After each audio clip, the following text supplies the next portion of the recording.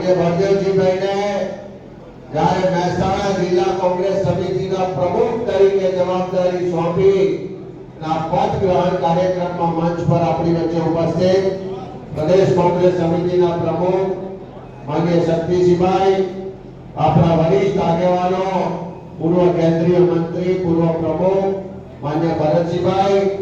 આપણા વરિષ્ઠ આગેવાન સીડબ્લ્યુસી ના મેમ્બર, પૂર્વ પ્રદેશ પ્રમુખ માનનીય જગદીશભાઈ, આપણા લોક લાડીલા सांसद બેન Geniben, all India Congress committee સેવાદળના રાષ્ટ્રીય અધ્યક્ષ માનનીય લાલજીભાઈ,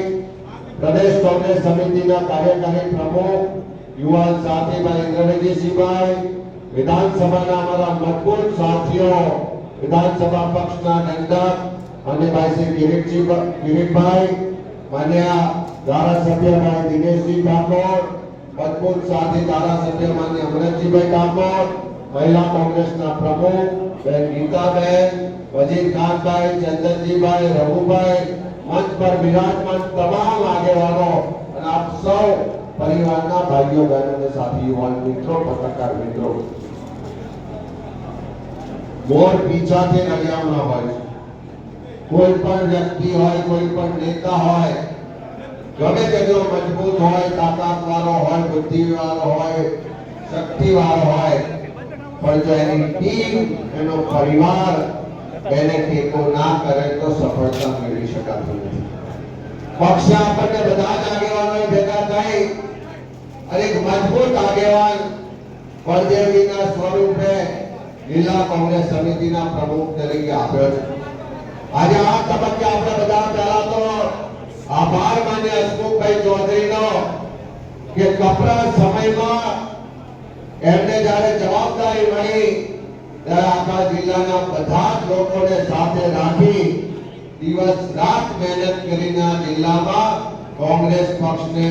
મજબૂત બનાવવા માટે એમણે હરમેશ પ્રયત્ન કર્યા છે. આજે હસમુખભાઈ સ્વાગત કરી